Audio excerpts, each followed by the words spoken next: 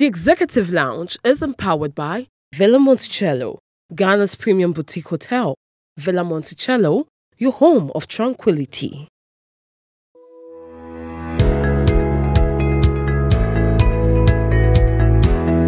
Is this something you learned? Were you born an entrepreneur? You got to start small.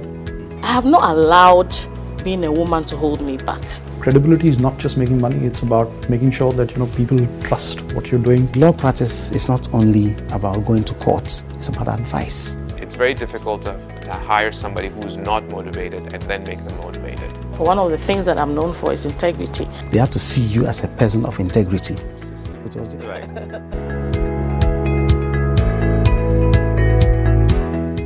Welcome to the Executive Lounge with me, Inshira Addo, your business thought leadership program that brings you the nuggets and lessons from the lives and experiences of men and women who have scaled the daunting heights of either starting their own businesses or growing and managing institutions here at home and around the world. I must say that my guest on the show today doesn't come any bigger than this man. I think it's okay to call him the rock star of architecture. Born in Tanzania to a Ghanaian parent, grew up and lived in the UK since age 9. Graduated with his bachelor's in architecture, won a prize. Right from that period, he's never looked back. He's done work with and for major organizations, including the Nobel Prize in Oslo. He's also done a lot of work with celebrities like Brad Pitt. And we're going to meet in a moment the celebrated Sir David Adjaye, principal architect at Adjaye and Associates. You're welcome to the Executive Lounge. Thank you so much. It is surreal having this conversation with you because I'm fascinated by architecture, and you often get to see the work, but you never get to meet the people behind the work itself. Is this what you always wanted to do? Yeah, architecture is wonderful in that you, the work, you don't have to explain the things. The things are out there in the world doing their job, and you can retreat. The idea is not to be, not to have it focused on you, but to have it focused on the things that it does in the world. Yeah. But in your case, you have attracted quite a lot of spotlight, because of the kind of work you've done, and the friends that you've cultivated over the years. Chris O'Feely, for example, Turner Prize winning artist himself, a number of celebrities. Would you say that you gravitate towards people like that, or it's the work that brought people like that into your world? Yeah, no, I don't gravitate towards celebrities. People like Chris O'Feely and the actors and people like that I met are all people that were at school with me or were introduced to me as friends. And what was kind of amazing was to see how we sort of grew up together and how they were successful in their businesses and in their sort of endeavors, and also my growth, really. So, but yes, through that, when you meet successful people, you get introduced to other successful people. So I've met other celebrities and characters who are very successful in their businesses, and I guess it sort of becomes a bit of a fulfilling it sort of propels the thing along. Okay. But it wasn't sought out. That's not the intention. Okay. I want that to be clear. Well, I'm glad you made that clear. And I think it also underscores one of my favorite scriptural verses. It says, "See a man diligent in his work, he won't stand before mere men. He'll hang with kings and princes and big people." So I guess there's some truth in there. I'd like us to explore your background, your family. You have a brother who's a musician. Born to a diplomat. They're very interesting, differences in there, very parallel. Yeah. How did that happen? What about the home environment allowed you to be artistically expressive? I think there were 4 boys who grew up together, and I think we were all sort of alphas in our own way. So very competitive, but my older brother, James Adjaye, is an incredible biologist and scientist, and consistently made us look very bad. So he was really the brains of the family, and is now an incredible scientist working in Dusseldorf, and he's a genetics specialist, and he's the star. I tried to do biology and was average. I was very good at physics, I was good at chemistry, and I was very good at art, but I thought art was just not even a subject. It was something I did just to sort of pass my time, as it were. But I had a wonderful school teacher who really encouraged me to take it seriously, and said that the combination of physics, mathematics, and art was really one that could lead into a career in engineering or the built environment. And I looked into it more, and I became very excited about it. And it actually sort of saved me from the fight I was having with my brother to try and get better than him, and took me on my own direction, and allowed me to have my own space that I could explore. And my parents were really wonderful, because we have nobody artistic in our family that we know of formally. It's really more the diplomatic corps, and doctors, lawyers, accountants, that sort of thing. They were very generous. They said, we can't support you with any uncle or support person, but if you really believe in it, then you have to pursue it, because the best is to do something that your heart wants to do. And that I will never forget, my father sort of sitting me down and giving me that talk, and really urging me to follow my heart in terms of what I wanted to do in my career. And that was the blessing I needed, because I then went into architecture like a sort of, as a storm. And I felt like when I arrived, I was studying in England, and it was difficult because I came from a sort of an African family where the arts weren't discussed. I didn't grow up learning about Michelangelo and Leonardo and all sort of Western European art. So I had to quickly learn. So from age 17, I just, douched myself, sort of like dived into immersing myself in really understanding the history of art and the history of architecture. And I took lots of lessons, went to lots of extra classes, but then I also just decided, because I think traveling was very important, and it's something that my father and mother instilled in us, that if you see something that you love, maybe go and actually understand it. Don't just read about it, actually try and experience it and try to have an opinion about it. That I just also started traveling on my own to see the great things in Italy and the US and Canada and Mexico and in Africa and Asia. I just sort of, all the money I had, I just, earned and traveled. And then I became very absorbed with the subject, because I became very fascinated with the power of the subject to, that literature sort of affects the mind in a very powerful way, but it kind of works in that sort of internal world and then kind of projects out. But then I started to realize that for the 10,000 years that we've been making architecture as cities, architecture is an art that's 10,000 years old, as we understand, and it comes from sort of man cultivating agriculture and deciding that they would come together rather than being separate, and to store grain, to then have an army to look after it, to then have a leader to look after that, and lo and behold, we have the birth of the city, and 10,000 years later we have skyscrapers, and it's the same thing. But that in that story, that there is this inscribing of who we are in the world and how we represent ourselves, that somehow architecture is also like a book. It's the story of our lives in space, and it actually affects the way we hold up our heads or not. It affects the way in which we see ourselves, and it actually can affect our moral outlook and our sense of edification in our environment. It can empower you or it can disempower you. It has that much power. Wow. Very interesting perspective, especially the fact that a person's identity or sense of self can be impacted by what's around them. It's not a perspective that I've actually ever considered. But that said, let's look at your work around the world. I mean, you've done work on pretty much all the continents. Yes, luckily. Yeah, and over here in Ghana, you've done some work recently you've announced the National Cathedral, or the National Cathedral project has been announced, and you're leading on that as well. But you've done some private work, some residential projects. Now, the kind of designs that, from my cursory look at the stuff you've done, it's difficult to picture that sitting in a space like Ghana. But you found a space fitting enough for this.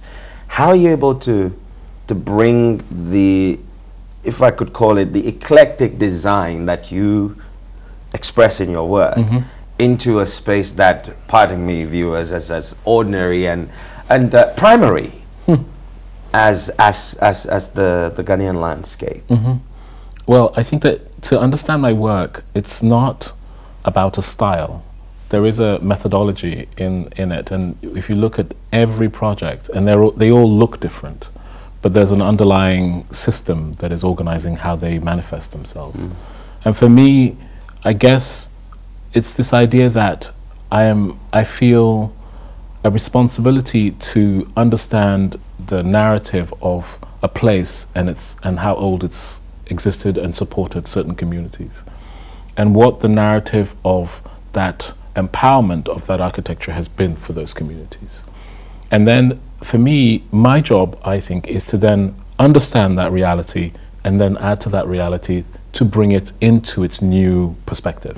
So in a way, my job, I think, is to project forward the aspirations of the nation or the people or the community or the business organization into the future, because architecture is at once something from the past, but it's also a future art. I'm using the people that are my clients, but I'm actually building for a generation that may be 50 or 100 years in the future, because architecture is a slow art form that goes that far. So the past influences the present, but you keep the future in mind. Yes, but I'm aiming to the future. Right. Yeah. That's complex, but you know, you do express it quite well. Let's move a little away from you know, your work and what you've done so far, and let's take a trip back to, I say, the beginning when you started out. You interned at some point. Yes, yes. How important was that period in Porto, for example, for you as a budding architect? I think that as an architect, it's critical to experience different practices and different ways of making architecture. And until I'd interned, I really didn't understand how wide a spectrum it could be. There are very commercial firms that are very good at delivering, are very good at, you know, sort of contract work and kind of make what I call most of the time the background infrastructure of our cities. They build the banks, they build, you know, the libraries, the schools, etc., etc. And then there are what we call studio practices that are really much more interested in the craft of architecture and are interested in the idea of the progression of the art form and how it manifests itself in the city. And they're usually making what I call foreground architecture, not background architecture. They're really making the jewels that become celebrated or the things that inspire people.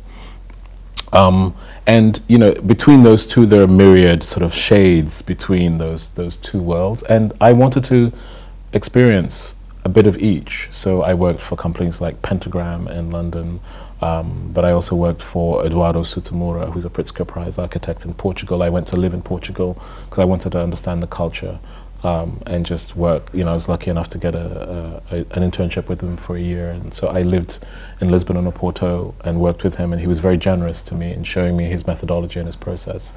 I worked with an English firm called David Chipperfield Architects for a little bit in London. I worked for a firm called Chassé Architects, which was a much more commercial firm in England. And in those three sort of key experiences, I really got a sense of what I wanted to do, because I could see which bits were attractive to me and which bits weren't. But I would say that without that, I would not have known, you know, which area I wanted to go in. So, I mean, I think that apprenticeship, which is kind of what it is, or mentoring, is so critical to, I mean, any profession that one goes in. I don't think it's even to do with the creative arts. You once had an office here in Ghana. Is it still open? Yes, no, we've reopened it now. So we had an office, and it was at the beginning. It was about 7 years ago, and I was very interested. I became very interested in the last decade to really engage much more with the continent and to work in the continent. So I was keen to come to Ghana. Of course, it's the country that I know. I had family here, but it was just not the right time. The work wasn't right, and it didn't work, and my team wasn't right.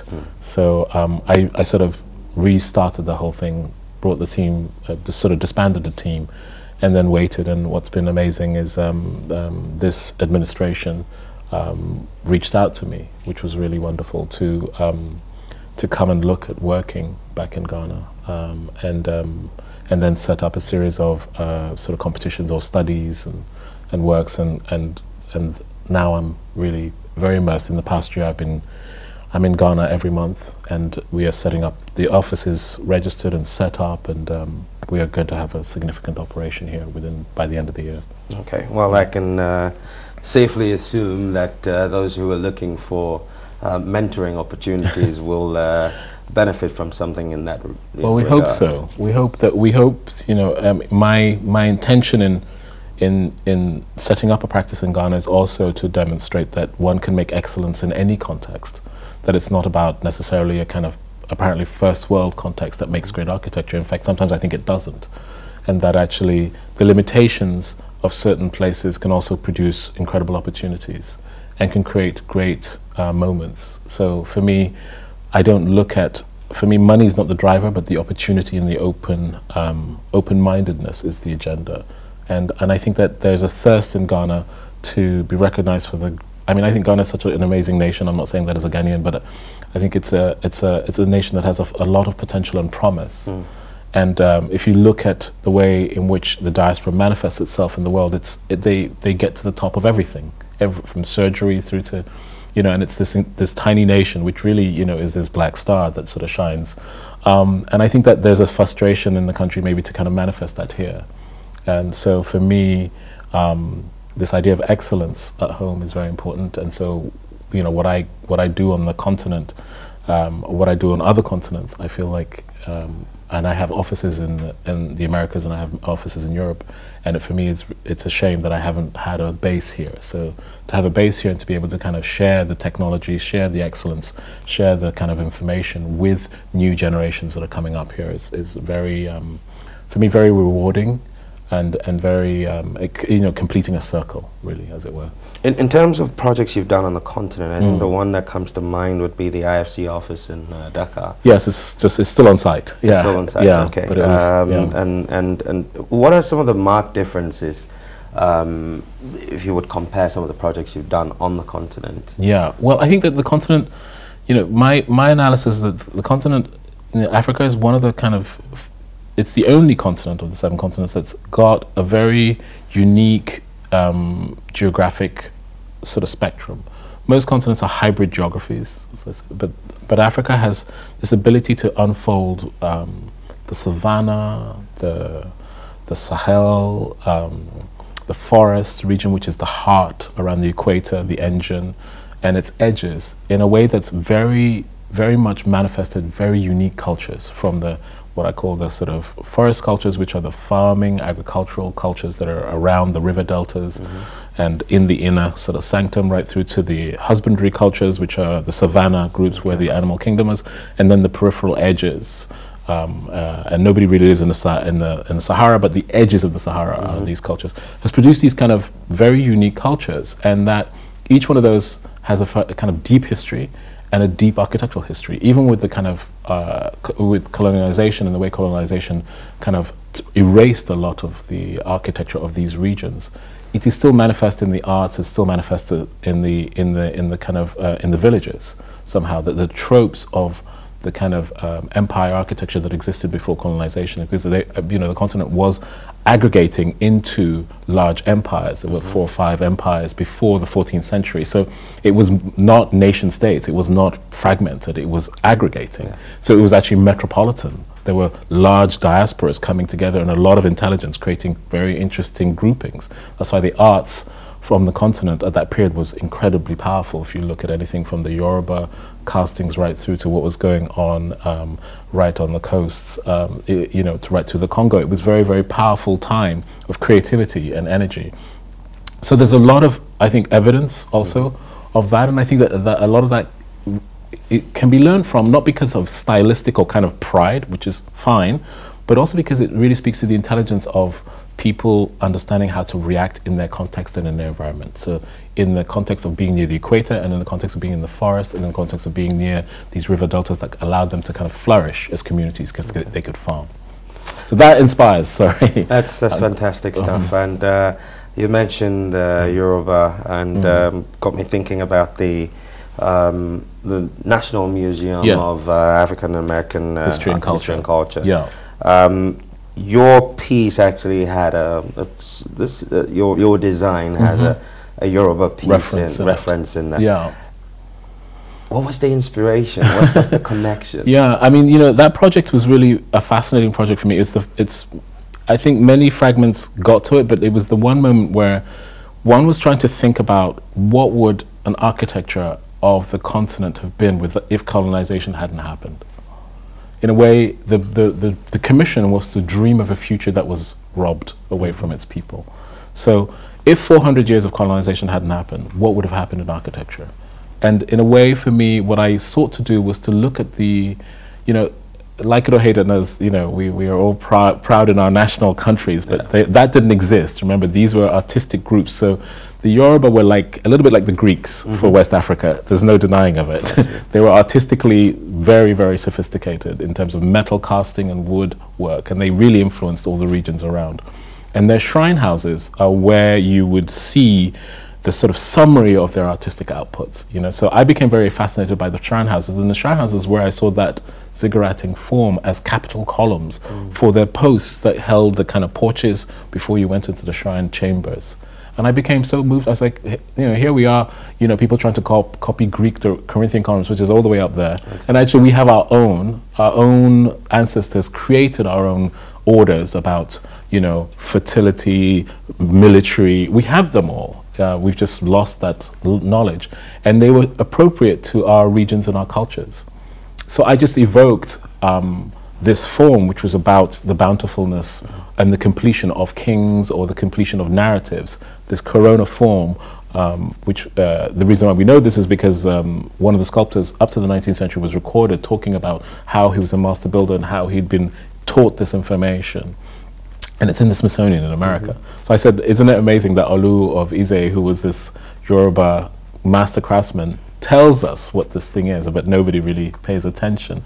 And I was like, I want to use Olu's description of the Corinthian column as a way to make architecture, in the way that the Greeks would have said a temple form would be a Corinthian order, which has a certain kind of military kind of system. You know, this idea of the classical starts in Africa, moves to Europe, but the classical language is really an African idea of ordering and systems. So when it moves to West Africa, what you must understand that the classical is still the generative root that kind of makes that architecture. And so, and in that generative root, you can basically take ideas of place and formality or informality and grow them to become systems for ordering how civilization or society behaves.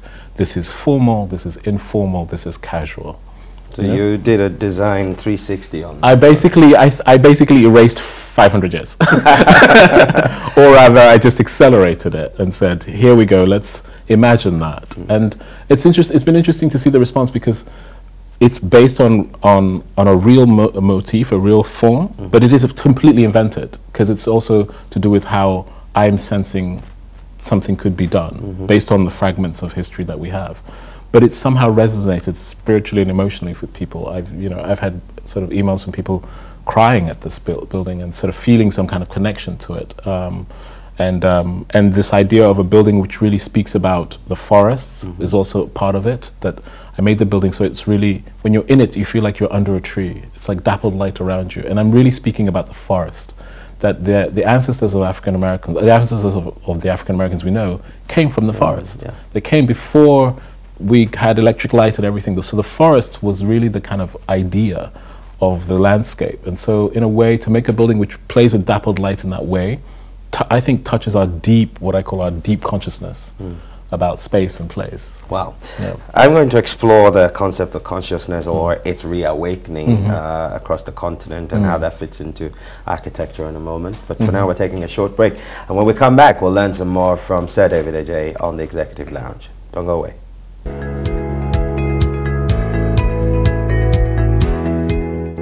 Welcome back to the Executive Lounge with me, Inshira Ado, and my guest, Sir David Adjaye. The African consciousness has received a kind of a boost over the last decade, and it's rising every day.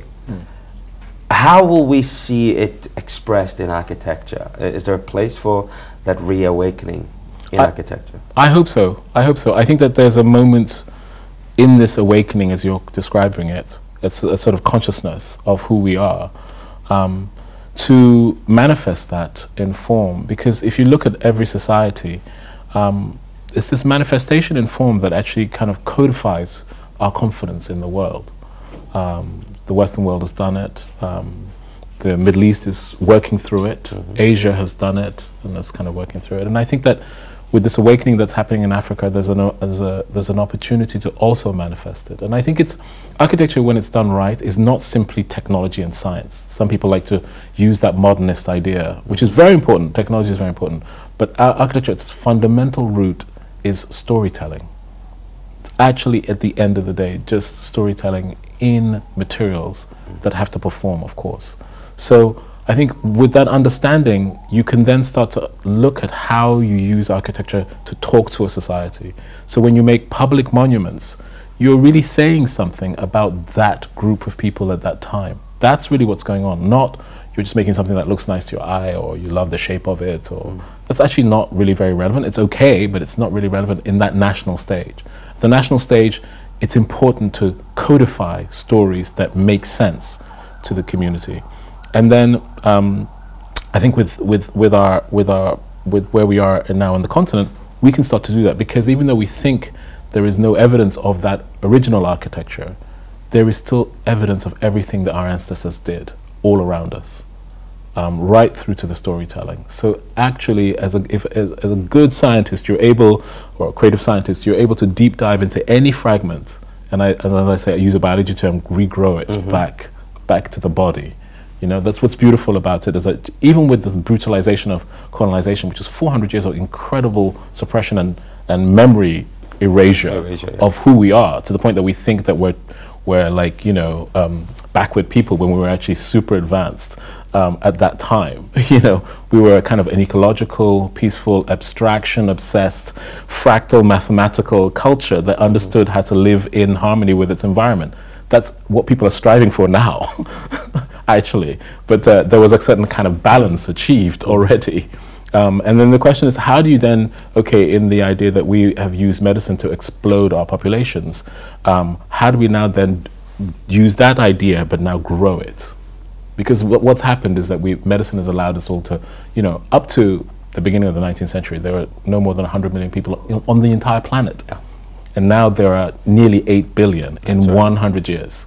So there's been this extraordinary explosion, and so there has to be this explosion of architecture as well, because it's also not going away, because we're getting better at actually making people live longer and more of us. So architecture has to do that, and then so if architecture is doing that, technology was really important. That's why the 19th century explosion of steel and welding and all these kind of new technologies, pumping air into buildings, are really useful. But that is really the beginnings of the idea, because once you've mastered that, it still comes back to storytelling. And when I teach at architecture, I say, yes, you've got to master all the kind of technologies, but at the end of the day, you only have a voice when you tell stories with them. Yeah. Because otherwise you're not talking. And talking about telling stories, it's been quite difficult to avoid the Black Panther effect in any conversation. Like Wakanda. That's right. You know, and you kind of get a sense that Hollywood has sparked this revolution. Rai Kuda has. Exactly. You know, Hollywood jumped on and he ran. Yeah. You know, a mind shift that says, well, we used to be great. Yeah. Maybe it's time we remembered that. Correct. And started living that identity.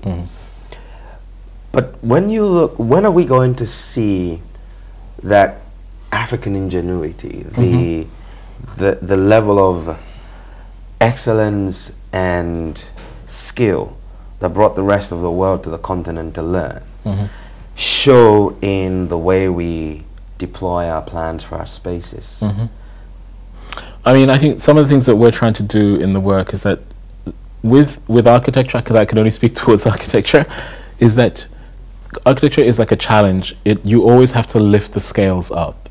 It's not about accepting the context of what you're in, but architecture, when it works well, always pushes the game to the next level. You know, so for instance, in the master plan we're doing for Marine Drive, you know, we're proposing an idea in Ghana, which has not been tried anywhere on the continent, actually, and that's to create a dense smart city plan that kind of follows a certain kind of morphology to do with the coastline and a certain kind of idea there, but to create and to reclaim a public life for Ghanaians on their own asset, their own waterfront, beyond just it being that colonial kind of fear of the place where slaves were taken and the place which are the poor, where the poor are, etc., but to really reclaim that as part of our heritage of public life. And to also then create an architecture which lifts the construction industry past their limits. So, you know, some of the questions are, oh, well, we don't have cranes for that, or we don't have firemen who can hose it. Well, actually, the technology exists now to bring it to the next level. And by bringing that aspiration to the continent, you bring those industries also, because they follow. You know, if we start to kind of make ambitious architecture, the technology will follow us, and then we will master that technology, and we will become the leaders of the technology. Innovation, that word innovation, is very important. It drives everything, and there's entropy in the West because they've built their cities and they've kind of, it's so expensive to do more that it's really difficult for them to be innovative now. They're sort of in a kind of crumbling infrastructure, whereas we haven't. So our poverty, in a way, for me, I said, has become an opportunity to leapfrog massively. But the only way you leapfrog is through innovation. And that innovation, you know, as Africans, we're really wonderful at embracing new technologies and new forms. And we can master those technologies, and if we're the ones innovating on our land, we will be the leaders. If we're continually just taking what has already been done and bringing it in, we will always be second best.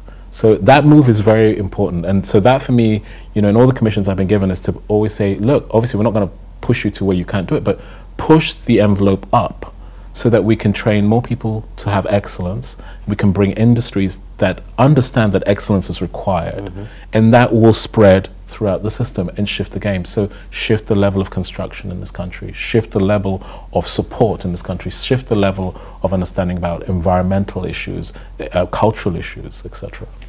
It's interesting how design, technology, education all kind of fits together.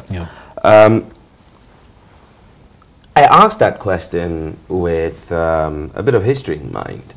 That Trinidad and Tobago, for example, at some point, I mean, small island, decided that we're going to be key players in the oil sector. So teach people to do tools and things like that. We have a population where 50%, unfortunately, hopefully in the future it'll improve, but 50% of primary pupils will not go to the next level. Another 50% of that won't go to the next level. So at the moment, there are a number of interventions that are looking at up to your age 15, 18. Now, between your 18s and 30, 35-year-olds, which we have quite a bit of, are not being looked at.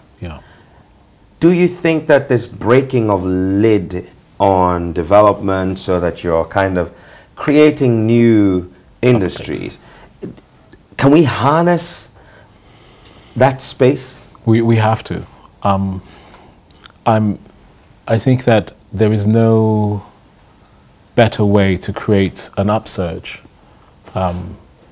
than through that breaking of lids. You have to break the status quo, especially if it's stagnating. And I think you have to allow new veins to form and new sort of arteries and new systems to kind of build. And it's, for me, the best way to also connect to a new generation, a young generation that needs that. Because in a way, they also what's interesting about the youth is that they're interested manifestly in forming the future for themselves. That's the beautiful thing about it. So in a way, the youth are inherently future focused. So breaking the lid is critical to kind of allowing them to grab that and remake, and that remaking. So I hope that, this idea really doesn't just get bottlenecked with a few. The worst situation is when you break the lid and it gets controlled by a few. What you want to do is break the lid and then to create vast opportunity that moves away from patrimonies and all those sort of things, but allows genuine innovation to just take excellence up. And if it's taking excellence, it forces people to kind of want to strive towards excellence, and then you build up your workforce. So I think I've not seen a better system in the world that works better than that. So for me, that is critical in Africa with such high unemployment, especially amongst our young, that we have to develop, that clearly the model isn't working at the moment to employ the young with the amount of innovation that we have. And we have to absolutely manifest, 100-fold the innovation to allow more people to come into it. And as our population is growing as well, this is critical. Let's talk about the National Cathedral project just briefly. And I'm just fascinated by architecture, but big projects like that typically tend to go up for what you call them, design competitions and things like that. Correct me if I'm wrong, I didn't know of a design competition for this particular one. How did you come by the commissioning? There was a discussion about whether a competition would happen at the beginning, and I was approached to join a competition, of which I was very happy to join, and I was like, yes, this is a great thing to do. But I think the president and his sort of the bishops and the groups that form the board decided that they were very interested in the idea of somebody at my level, being a Ghanaian at my level, absolutely just leading something like this as an example. So I think I got the commission both for my capabilities, but also what I represent. And I think that what the president is trying to do is to try and show the younger generation that anything is possible, and that Ghana can be an amazing country with excellence, and we can build things anywhere. And I know that the idea of the cathedral, for some people, is really tough, like why a cathedral when we have a million other things. But I think I understood the philosophy of what the president is trying to do, and I really became inspired by it. Because if you look at what a cathedral is, it manifestly is a sacred space for a nation. So it is not a religious daily church. It is not a space of daily worship, but it is a kind of, in a parliament, or in parliament is the kind of democracy, the engine of the people, the representation, the brain of the people. But in the cathedral is the soul of the people. And what Ghana doesn't have is that embodiment of the soul. We've made a modern nation, and it's ironic that when we anoint our president, it's in a square in a hall or in a tent. When we have these sacred moments, we don't have a space to play that out. And you misunderstand the power of that and what it does symbolically in the world. I think it's your peril, worrying about smaller things. That you have to build the nation in all its parts. And then it sort of fulfills its ability to project the kind of ambition into the world. So, the cathedral is an embodiment of this idea of the sacred of a nation, which you see in, when St. Paul's was built in London, it was a Tudor village, bad sanitation, terror. And when the king commissioned it, it was this shining new building that towered above everything. And half the people said, what are we doing this for? Waste of time. We don't need a big church. Well, it became the embodiment of the ambition of the nation and the growth of London to become more than just a village, but an international hub. And it is still to this day the manifestation of the DNA of the place. Whether it's used religiously or not is almost secondary to the kind of purpose. It somehow embodies that. And I think that that's what this president is trying to do, is to create something that brings the sacred mission of Ghanaians into a focus. All Ghanaians, Christians, Muslims, and whatever sort of belief you have. But, I would imagine predominantly the sort of embryonic kind of tradition, really, to come under an umbrella that unifies everyone under this idea of being Ghanaian. Historically, it seems the humankind resists things like that. I mean, the story is told of how the Eiffel Tower was, the idea was proposed, and everyone people hated it. Yeah, I mean, it's the place we all go to today. Yes. It leads me to ask, how do you know deep down inside that I'm doing something that will impact on generations that are yet unborn? Yeah. And somehow you're diving into the future with the taste and the fast evolution of our human development and thinking, this is going to fit into this space for now, and I bet it's going to do well in the future as well. How are you able to do that time travel and still deliver something that works? Well, I mean, there is a trick in the statement you've made, and the trick is what helps is the illusion of the magic. Right. Because actually, I couldn't possibly do that. But what I know is that if I make an architecture that manifests the story, then the story will be told by the citizens and become a self-fulfilling prophecy in the future. So I have to get it right now, so then become a future thing. All right. And that's the trick of the game. Okay. So, and if I don't, and if it's not manifest, then it won't work. Yeah. Perfect. Yeah. We're going to take our final break, and then we'll head into the backstreet with Sir David Adjaye, and we have a few more things to learn. Stay tuned. We'll be back.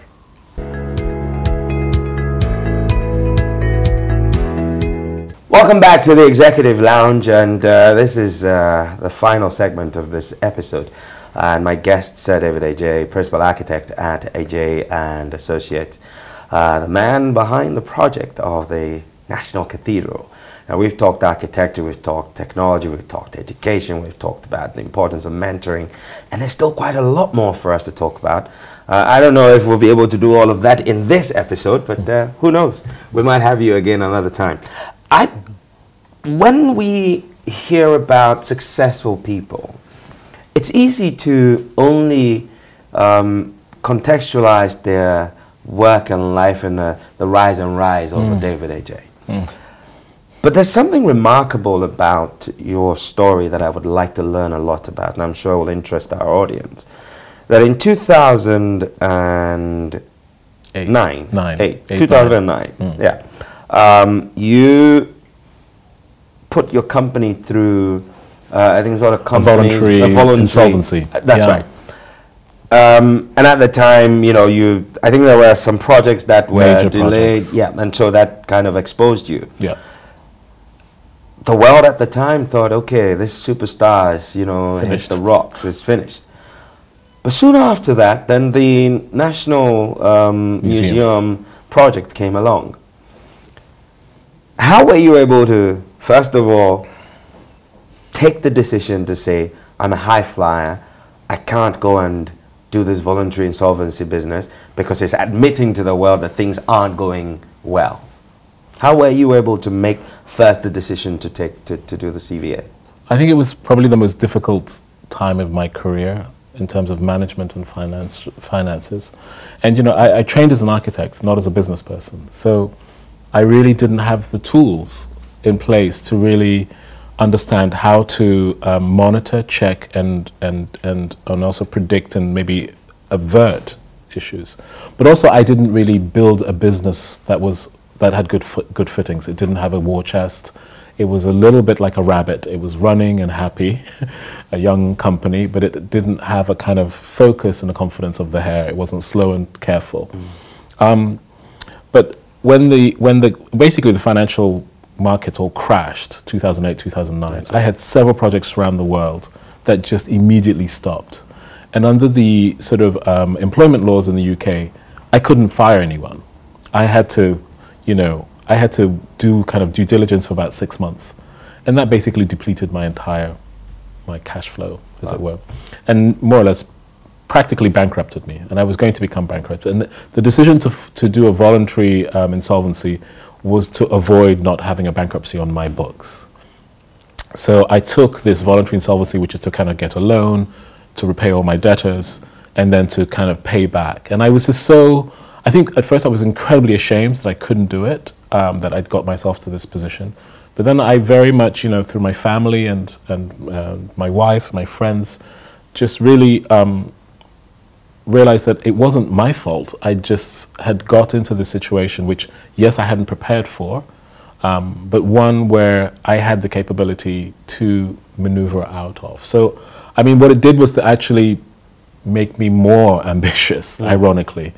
And I had work in different parts of the world, but I suddenly realized that I didn't want to kind of rely on any one economy anymore. And at that moment, I started to look further afield than the world that I knew. And that's what took me to America. There were several commissions there. I'd done a lot of talks in America, and there was a lot of interest, but I never had the time to do it because I was too busy concentrating on Europe, and the Middle East was kind of my area. So I started reaching out, going out there, and suddenly work was starting to come to me. And then this incredible commission of the National Museum of African American History and Culture sent me a sort of request at that time to join a competition that we were going to launch in a few months for this project. I was extremely excited. I went for it with my body and soul. I felt that that was the kind of commission of the lifetime, a once in a generation commission. And I just felt that I knew what I wanted to do, and I put together a team. Dear friend Max Bond, who passed away, introduced me to Phil Freelon, who's the executive architect who really made this project happen for me, and some other kind of key people, the Smith Group, etc., who helped us with key parts of the project. But I basically put together this team, a dream team as we called it, and I really went for it with my heart and soul, and thank God I got this project, because the project literally transformed my career. So it made me move to America with my practice. So from just having a UK practice, winning such a large commission, I had to open a US practice. And then that really forced me to build a team in America and get to understand the American context, and now has given me a very substantial practice in America. And beyond that, you have some academic work as well. You know, you're a visiting lecturer. Yes. Yes. At Princeton? Princeton and Harvard, Yale. I've done all the big Ivy League schools, the Royal College, the AA. Yes. Fantastic stuff. Now, you've had a number of your projects win the LEED, you know, it's like a... Oh, the LEED certification. Yes, very important. And a number of them started out, I'm not sure how it works, but they were targeted or would have finished as silver rating. And they became gold. And then they became gold. Yeah. What's LEED? I think it's leadership in design and something. It's leadership in it's an environmental. That's right. Yeah, sustainability and environmental benchmark, and it's really developed by an amazing Californian to really create benchmarks for creating sustainable architecture. And the reason that's important is that because architecture is one of the few things in the world that is incredibly wasteful. We destroy a lot to make architecture.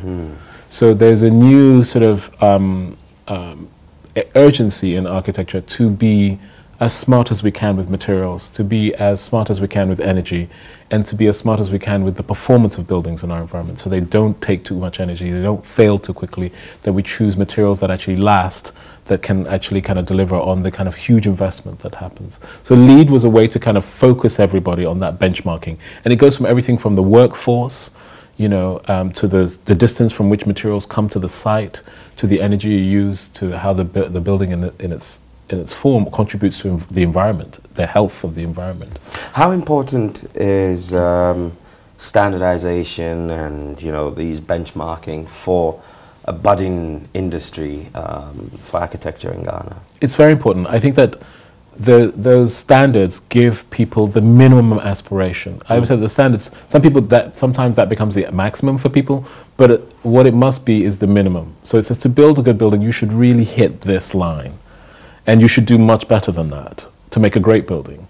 But if you don't have time to make a great building, you should have a minimum standard which then allows you to have a good building. And I think in Ghana or in this part of West Africa, all architecture has to be environmentally sustainable because we have an extraordinary harsh climate. And so like what I'm doing with the IFC in Dakar, which is this equatorial kind of architecture, you know, the building is producing its own energy.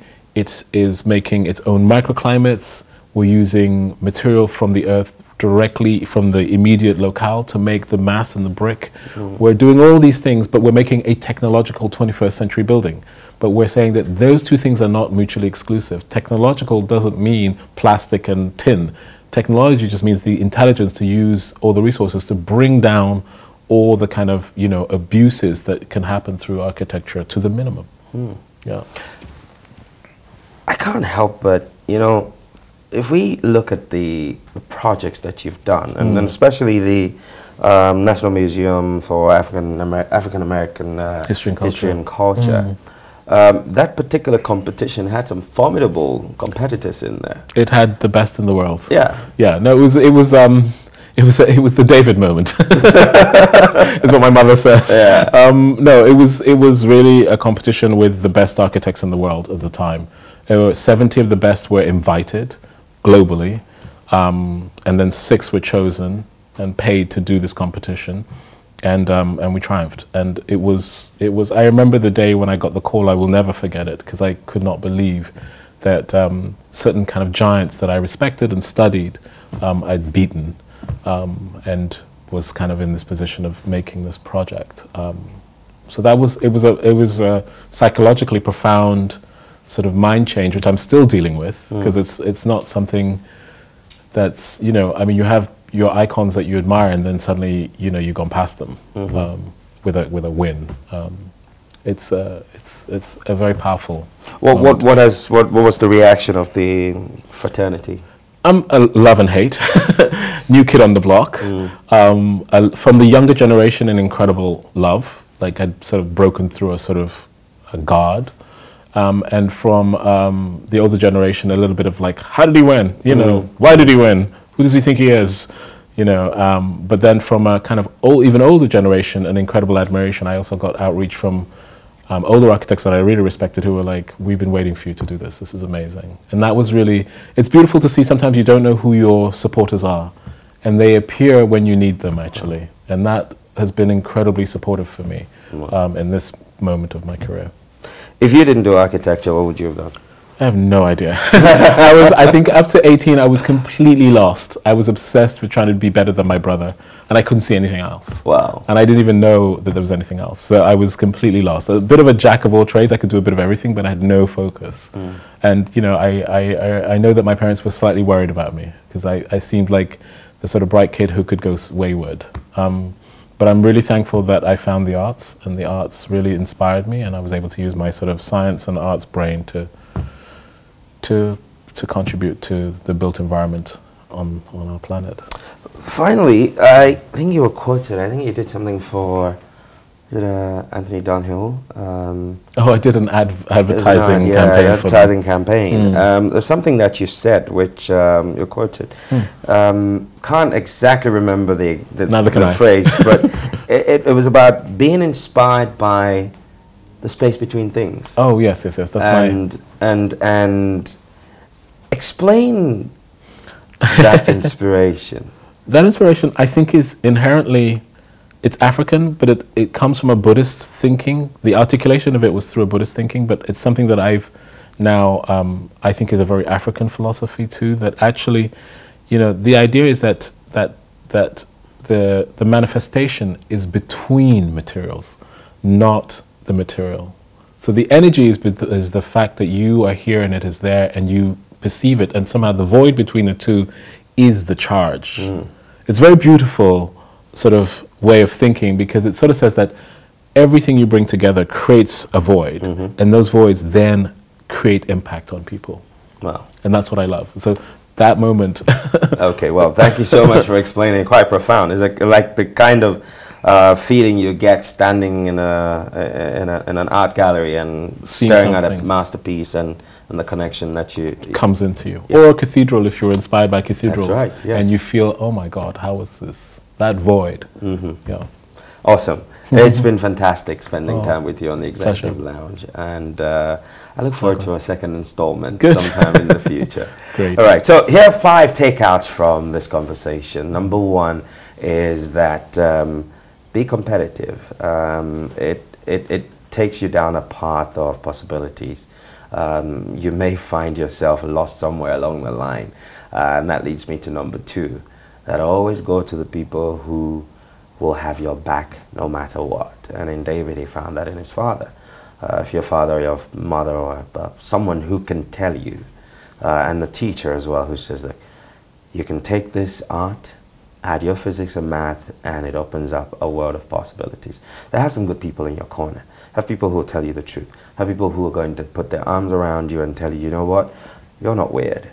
You can be something great, and go for it. And the third thing I've also learned from this conversation is that in the face of adversity, you have 2 choices to make. Not to back down, or to just go on to the next big thing that you have. Take that fear, turn it into fuel, and go after the biggest dream you can think of at that point. Because if you're down and out, the only way is going to be up. And David demonstrated that in the ambition and the dexterity and the commitment with which he put together the team to go after the big installation or the commissioning in America, where he built the National Museum for African American history and culture. 4, and for me, it's got to do with being honest with yourself. And I think that in all of this, you could tell that not a lot of people will be able to say, you know, at this point, I need help. And so I'm going to look for help. And that's the decision David had to take in 2009 when he filed for the voluntary arrangement. And the final thing is that it's a beautiful world, and it's waiting to get even more beautiful. You have a role to play in that. Each and every one of us has something to add to this world. Might be music, might be architecture, might be that you'll be a surgeon, might be that you'll be the world's best barber. But whatever it is that you find yourself to do, think about it this way, that you're contributing to making this world a better place, and generations after you will look at the work you've done and be inspired by it. I hope you've had some good nuggets from the show today. And again, thank you so much. Beautiful. Thank you. So, until the next time, it's been another edition of the Executive Lounge, and I look forward to catching you guys again. It's, as usual, go forward, make rain. Shalom.